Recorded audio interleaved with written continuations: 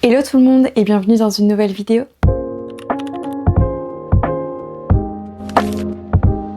Je vous retrouve aujourd'hui pour le dernier update lecture de 2025. Certes, je vous l'accorde, je le fais un petit peu en retard étant donné qu'on est le 7 janvier. Mais vous aurez la vidéo ce week-end, soit entre le 10 et 11 janvier. Donc je suis un tout petit peu en retard.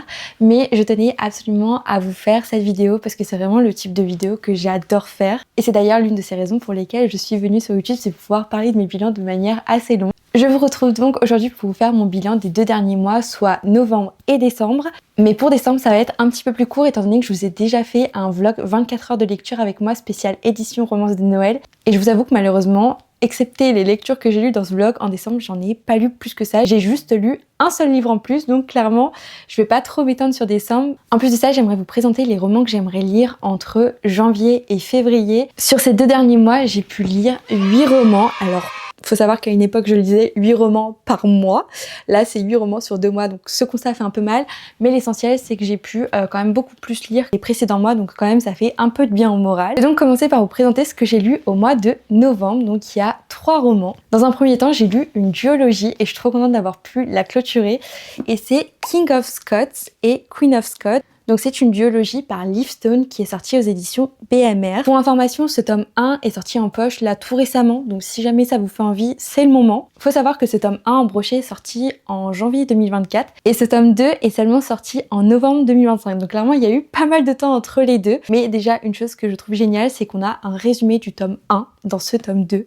Et je me dis, pour les gens qui l'ont lu à la sortie, c'est génial d'avoir pu avoir un résumé parce que c'est une histoire très riche. Pour faire le résumé de King of Scots, on est au sein d'une Écosse qui est gouvernée par une monarchie qui est soutenue par les clans et par le Parlement. Et notre roi, Aidan, est à un tournant de son règne, c'est-à-dire qu'il a bientôt 30 ans et il est impératif qu'il se marie et qu'il engendre un héritier. Lors d'un événement, il va donc annoncer qu'il est à la recherche de sa future épouse et il aura un délai butoir pour annoncer le nom de l'heureuse élue. Et en raison de cette pression, il va demander à son meilleur ami de lui trouver une certaine distraction qui puisse un peu alléger toutes ses responsabilités. C'est à ce moment-là qu'Hayley apparaît. Hayley est une jeune pâtissière ambitieuse qui vient tout juste d'être recrutée pour rejoindre la brigade culinaire du Palais Royal. Bien qu'ayant vécu à Los Angeles, faut savoir qu'Hayley a des origines écossaises, mais sa famille du côté écossais, c'est assez compliqué. Ça va d'ailleurs être un point de l'histoire, tout ce volet familial. Et tout ça pour vous dire qu'Hayley a un certain passé avec le roi. En effet, pendant le temps d'un été, il a été son babysitter non officiel, mais il a quand même veillé sur elle.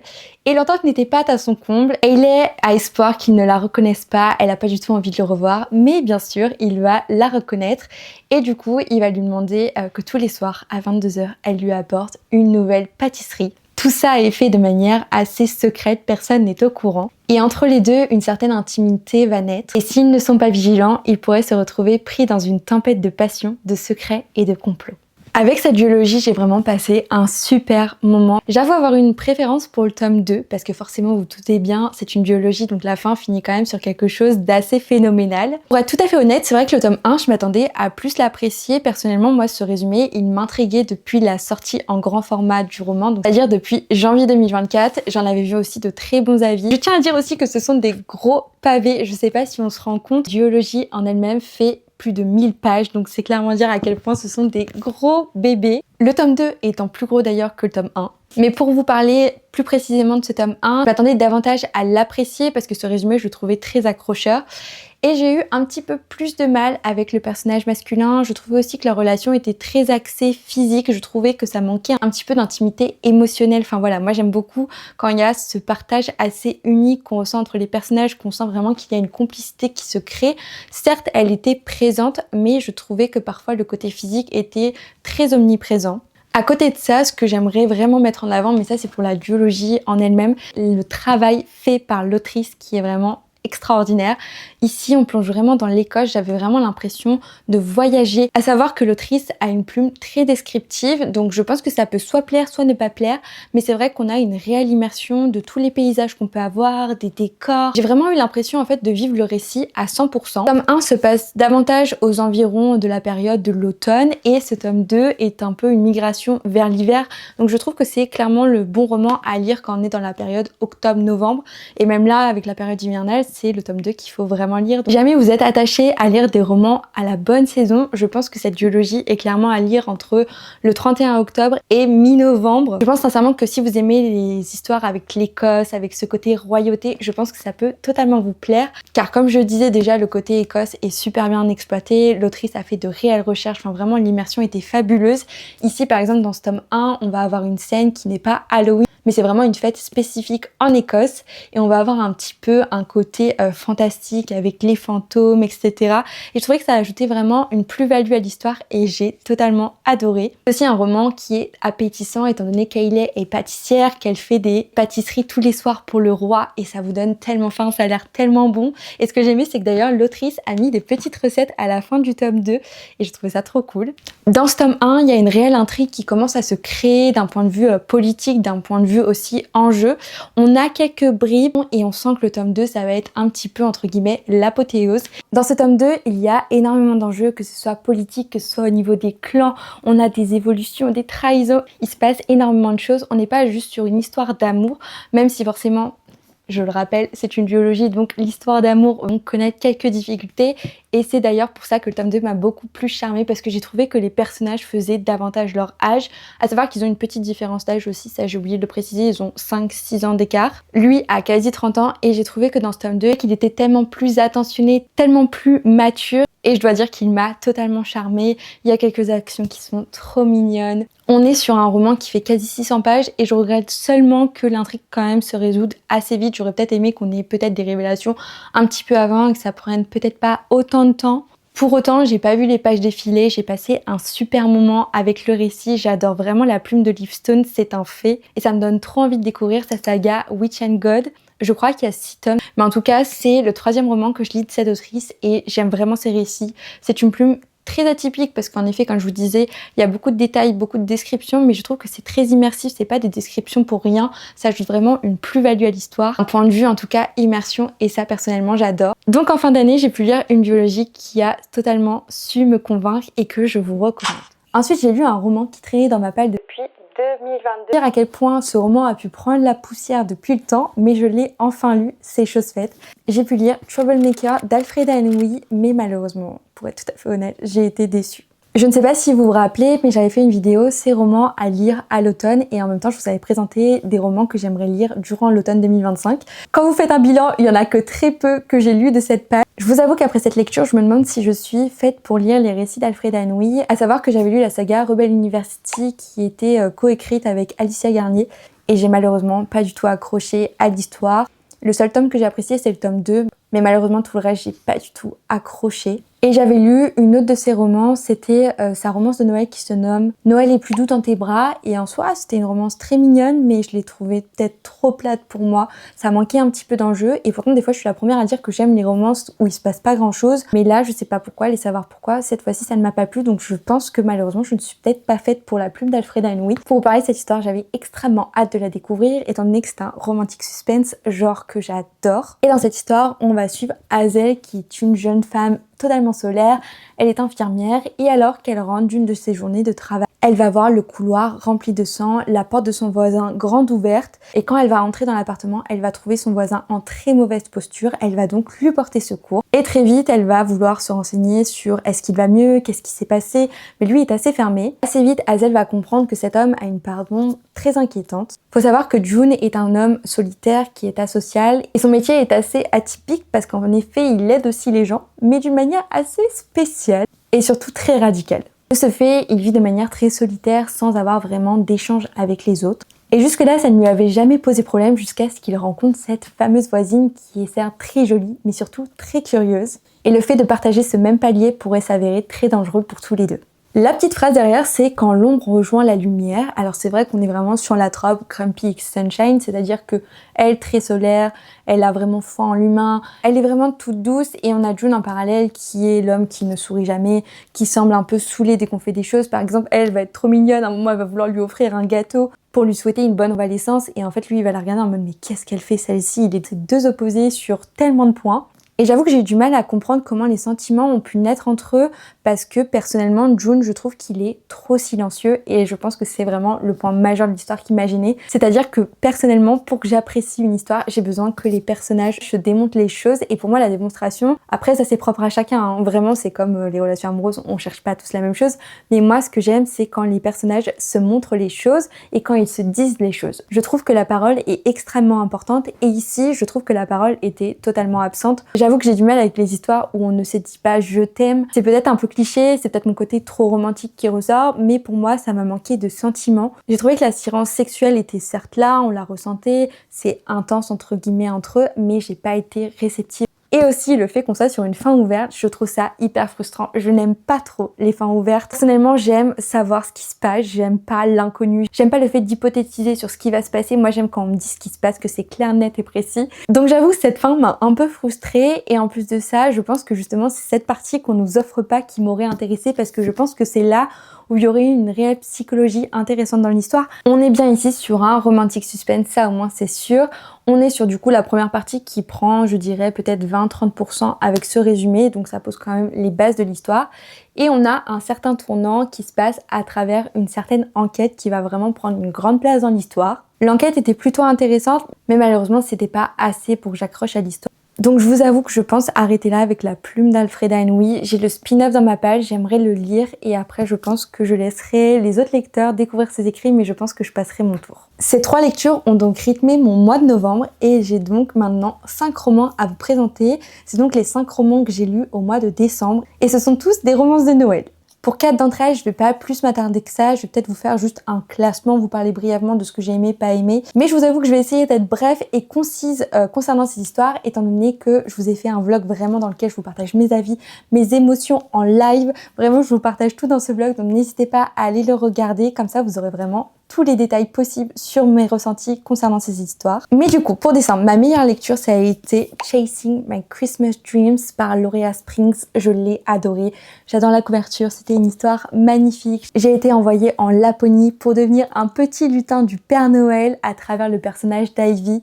C'était une histoire vraiment magnifique. J'ai passé un super moment. Ce que je retiendrai le plus, c'est qu'à la fin, j'ai été hyper émue et pour moi, ça en dit énormément sur ce que je peux ressentir pour un livre. Des 5 romances de Noël que j'ai pu lire, c'est celui qui avait l'ambiance de Noël la mieux incarnée. Elle était présente de A à Z, il y a eu des scènes magnifiques, des scènes un peu basiques et d'autres un peu plus spéciales, mais vraiment c'était un réel voyage en Laponie. Je me suis énormément attachée au personnage, c'était vraiment magnifique à lire, j'ai adoré. Clairement cette romance, faut qu'elle rejoigne Wattpad pour le Noël prochain parce qu'elle était pépite. Ensuite j'ai lu une toute petite romance de Noël parce qu'elle fait même pas 300 pages et c'est Rendez-vous à Noël Darling de Lauren Asher. La couverture est tellement jolie et c'est du Lauren Asher, j'ai adoré, c'est tout petit, c'est tout addictif. Ici l'histoire d'amour se crée quand même assez vite, ils ont peu de temps pour se charmer. Enfin le docteur Luke Darling n'a que très peu de temps pour charmer Catalina. Clairement Lauren Asher elle m'a régalée, elle m'a offert des scènes toutes mignonnes, des scènes toutes douces, on est sur des thématiques qui sont hyper intéressantes. Alors ça reste une petite romance, je tiens à le préciser, donc on n'est pas sur une psychologie qui est travaillée de A à Z. On aurait pu aller plus loin, mais c'est une romance de Noël qui fait même pas 300 pages. Donc clairement, moi je trouve que sur aussi peu de pages, Lauren Asher, elle est trop forte parce qu'elle a réussi à me charmer et surtout à me faire tomber amoureuse des personnages. Et ça, je trouve ça très très fort. Ensuite, j'ai lu une 3e romance de Noël qui est sortie cette année et c'est My Fucking Santa Niklaus par Elodie Dieudonné. Et là, encore une fois, j'ai passé un très bon moment. On est en plein cœur de New York, il y a un côté fantastique et ça, je trouve ça super original dans une romance de Noël. On est aussi sur un roman gourmand parce que notre protagoniste qui se nomme Ivy est pâtissière. Elle a sa petite boutique de cupcakes et sa boutique pareil donne trop envie. Il y a un réel investissement, c'est une grande passionnée de Noël. En parallèle, on fait la rencontre de Niklaus qui est le petit-fils du Père Noël. Et ce qui se passe, c'est qu'il va bientôt devoir reprendre les rênes du traîneau et devenir officiellement le Père Noël. Et il va donc débarquer à New York pour une formation express. Mais en arrivant là-bas, il va se faire assommer par la petite Ivy. Son petit médaillon magique va se briser. Et il va donc devoir recréer cette magie de Noël s'il souhaite rentrer en Laponie. Une histoire toute douce, je trouve quand même que ça allait peut-être un tout petit peu vite entre les personnages.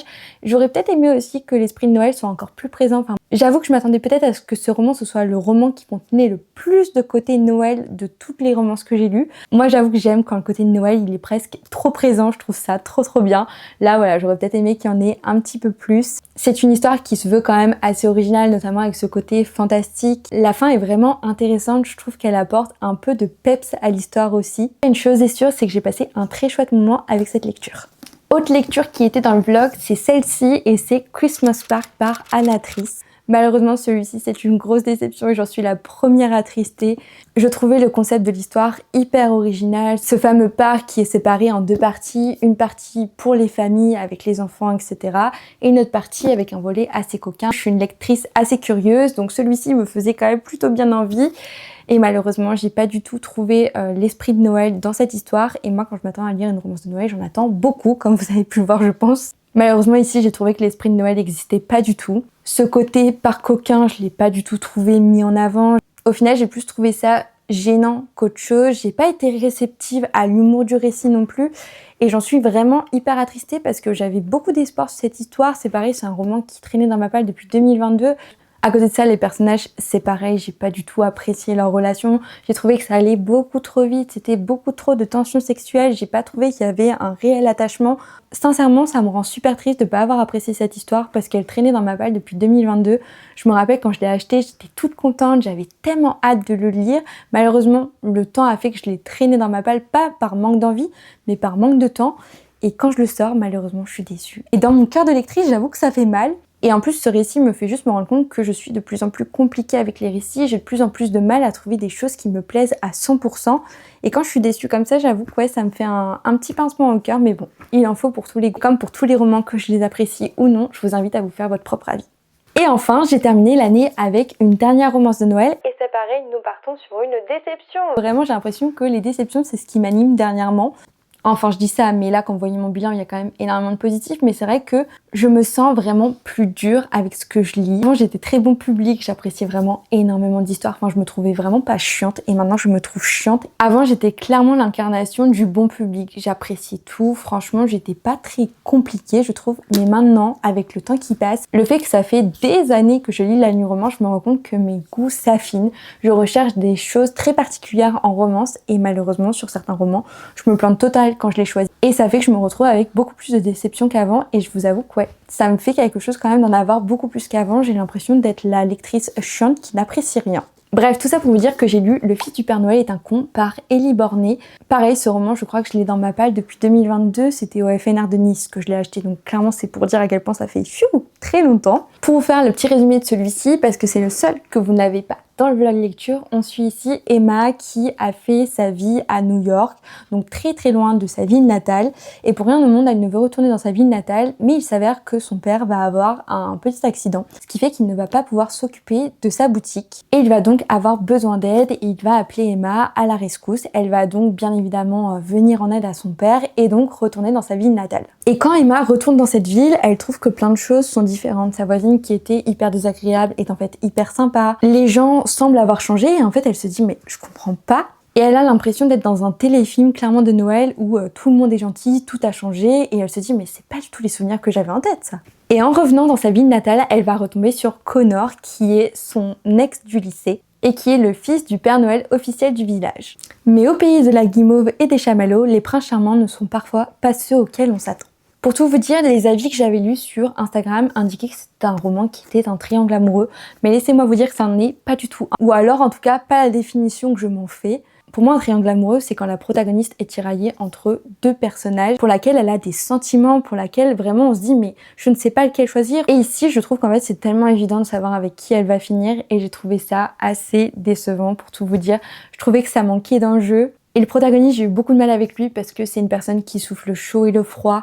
Dans leur histoire, ça manque énormément de communication, ce qui fait qu'on n'avance pas dans le récit. La romance, elle fait quand même quasi 500 pages. Le fait que les protagonistes ne se disent pas ce qu'ils ont sur le cœur, ça fait que le récit, il traîne encore et encore, et j'ai trouvé que du coup c'était long pour malheureusement pas grand chose. C'est pas un récit où se passe déjà énormément de choses, donc j'ai trouvé qu'on traînait en longueur, et en plus de ça on est sur des personnages qui ne communiquent pas, et ça c'est ma hantise. Si les personnages avaient discuté, on aurait pu gagner je pense 100-150 pages facilement. Et je vous avoue que je me suis un peu ennuyée. En plus de ça, on est sur une romance de Noël, mais où est l'esprit de Noël? Ok, on nous parle du marché qu'il y a dans la ville, mais on la voit aller boire du vin chaud, prendre des petits gâteaux de Noël, d'accord, ok, mais moi j'en veux plus. C'est cool de savoir qu'il neige, mais ça pour moi c'est pas assez dans l'esprit de Noël. Le combo absence de Noël plus manque de communication entre les personnages m'a un petit peu achevé, je vous avoue. J'ai traîné la lecture sur plusieurs semaines, je crois 2 semaines et demie. Malheureusement, ça ne l'a pas du tout fait et je suis hyper triste que ce soit encore une déception. Et surtout que je termine mon année livresque sur un ressenti encore une fois négatif. Mais comme toujours, je vous invite à vous faire votre propre avis et à voir si ce livre pourrait vous plaire ou non. Il est maintenant temps que je vous présente ces romans que j'aimerais lire pendant la période hivernale. Donc l'idéal, ce serait de les lire entre janvier et février. Dans cette page, j'ai prévu 10 romans. J'espère que ce sera largement atteignable et que je pourrai même en lire plus. Ça serait vraiment le rêve. J'ai séparé cette petite palle en 2 parties. Et la première partie, c'est ces romans qui me font penser à l'hiver. Dans un premier temps, on a la duologie d'Alexia Gaïa qui se nomme Le Marchand de Sable. Alors vraiment, c'est une duologie un peu ancienne, c'est-à-dire qu'elle est sortie en 2019. Pour vous dire, je me rappelle des pubs qu'il y avait dans le métro à l'époque où le roman est sorti. Enfin vraiment, je me rappelle l'avoir pris en photo et avoir une photo dans mon téléphone. Bref, je crois que j'ai ce roman dans ma palle depuis au moins 4 ans, donc il est plus que temps que je le découvre. C'est une duologie qui est qualifiée en romance fantastique, donc je me dis que ça peut être hyper original. Je me dis aussi que ça peut potentiellement se lire vite, étant donné que les 2 tomes font 300 pages chacun. Donc je me dis, ça peut être atteignable. L'idéal, ça serait de les enchaîner. Le récit a l'air hyper original. Ici, on a le marchand de sable qui hante les cauchemars de Nola. Et en fait, elle sent qu'il n'attend qu'une chose, s'en prendre à elle. Je me dis que ça peut être hyper intéressant. En plus, comme on est sur une petite duologie, je me demande comment se termine le tome 1. Bref, ça me donne trop envie. J'ai trop envie de la lire à chaque hiver, mais à chaque fois, c'est pas chose faite. Donc là, cette année, c'est la bonne. Ensuite, je veux poursuivre une saga et sachez d'ailleurs que c'est ma lecture en cours déjà. Je suis en train de lire Fallen Majesty de Dane Dadain. On est ici avec l'héritier du royaume de Suède et la princesse du Liechtenstein. Mais du coup, le fait qu'on soit dans cette ambiance un peu pays du Nord, j'avoue que ça m'inspire grave. Et pour tout vous dire, il y a un vlog qui sortira très bientôt. Je pense que ça sera dans 2 semaines. Et ce vlog, ce sera un vlog lecture à Copenhague. Parce qu'en effet, je suis partie dans cette petite ville. J'avais trop envie de vous amener avec moi pour vivre ce petit voyage. Et en même temps, vous amener avec moi dans un vlog lecture. Donc j'ai combiné les deux. Voyage plus lecture, donc j'espère que ça vous plaira. Et je vous avoue que le fait d'être allée dans un pays du Nord, ça m'a juste donné envie de découvrir ce livre. Autrement que je veux lire, c'est bien évidemment Poking Around de Emily Brass, que je n'ai toujours pas lu, et pourtant celui-ci, ça fait un moment que je veux le lire. Et malheureusement, à chaque fois, j'ai pas le temps de le lire, donc là, cette fois-ci, c'est pareil, c'est la bonne. J'ai envie de le lire, et il me fait trop envie. Ce roman, il me fait penser à l'hiver pour la seule et bonne raison qu'on est avec des hockeyeurs, mais sinon c'est un roman qui se passe à Jacksonville, donc je suis même pas sûre qu'il y ait de la neige là-bas. Pour rappel, c'est un harem inversé avec 3 bonhommes, et les 3 bonhommes ont l'air d'être des green flags, donc je pense que je vais être totalement fan. Et j'avoue que je suis trop curieuse de savoir comment je vais réagir face à un harem inversé. Vraiment, le côté curieux est très présent. Ensuite, ce que j'aimerais lire, c'est une sorte de duologie, enfin, c'en est pas vraiment une à proprement parler, mais vous savez, on a le tome principal et ensuite un spin-off sur d'autres personnages. Et c'est du coup ces 2 romans, écrit par Emma Landas et publié aux éditions Black Ink. Pour ma part, je les ai au format poche. Et sachez que c'est des romans que j'avais achetés au festival Black Ink, donc pareil, je crois que ça remonte à 2022. Donc c'est dire à quel point ils traînent dans ma palle. Et si je ne dis pas de bêtises, le tome 1, c'est celui-ci. Donc voilà à quoi il ressemble. Et il se nomme Bad Trip en Alaska. Le tome 2, il ressemble à ça du coup. Et il se nomme New Trip en Alaska cette fois-ci. Dans ce premier tome, on est avec Megan qui doit absolument trouver l'excursion parfaite, sinon elle est clairement virée de son job. Étant alaskienne de naissance, elle est sûre de trouver le trip parfait dans ses terres natales. Enfin ça, c'est ce qu'elle croyait avant de tomber sur le pire guide possible. Et ce guide, c'est Cal. Le mec, il est hyper glacial. Il est en plus de ça asocial. Enfin, vous voyez clairement le Grumpy Sunshine. Là, je pense qu'on est bien sur cette trope. Entre eux, ça va être explosif. Et leur relation va clairement nourrir les ragots de la ville. Et la petite phrase qui me fait rire, c'est « Bref, tout laisse à penser que cette pauvre Megan a tout fait pour faire un bad trip en Alaska. » Du coup, je pense que vous comprenez mieux pourquoi le Cal, il est écrit, étant donné que le mec se nomme Cal. Bref, je vous avoue que c'est un petit détail qui me fait rire. Et en plus, Emma Landa, c'est une autrice que je n'ai encore jamais lue, mais c'est quand même une autrice qui semble un peu incontournable chez Black Ink. Donc j'ai trop hâte de découvrir son histoire. Pour finir cette vidéo, je vous présente donc la seconde partie de ma palle que j'aimerais lire pour cet hiver. Dans un premier temps, on a La femme de ménage et je vous spoil déjà, je l'ai lu, j'ai adoré. C'est d'ailleurs le roman que je lis principalement dans mon vlog lecture à Copenhague, donc je vous laisserai découvrir mon avis. Mais spoiler alert, j'ai vraiment adoré et j'ai trop hâte de le voir au cinéma. Ensuite, étant donné qu'une de mes résolutions de 2026 est de me mettre à jour sur mes autrices préférées, je vous parlerai d'ailleurs de mes résolutions 2026 dans ma vidéo bilan 2025. C'est donc pour ça que j'ai décidé de lire Everywhere With You de Phoenix Beacher. Je sais que c'est un roman qui n'a pas fait l'unanimité, mais j'adore Phoenix Beacher. Je veux trop me mettre à jour sur tous ses récits. Donc il me manque celui-ci à lire et Hot Shot, et ensuite je serai à jour sur cette autrice. Dans cette histoire, le protagoniste a tourné le dos à son ancienne vie et il vit désormais dans un van aménagé. Il est toujours accompagné de son appareil photo. Et il voyage de ville en ville et il faut savoir que ce qu'il fait vibrer dans la vie, c'est de dénicher les lieux abandonnés. Et à un moment donné, lorsqu'il revient à son véhicule, il va avoir un petit squatter. Cette personne, c'est Sam. Elle ne souhaite qu'une chose, c'est quitter la ville au plus vite, mais malheureusement, elle n'a pas les moyens pour se payer les transports. On se demandera donc si notre protagoniste acceptera de quitter la ville avec elle et surtout, on se demandera qu'est-ce qu'elle cherche à fuir.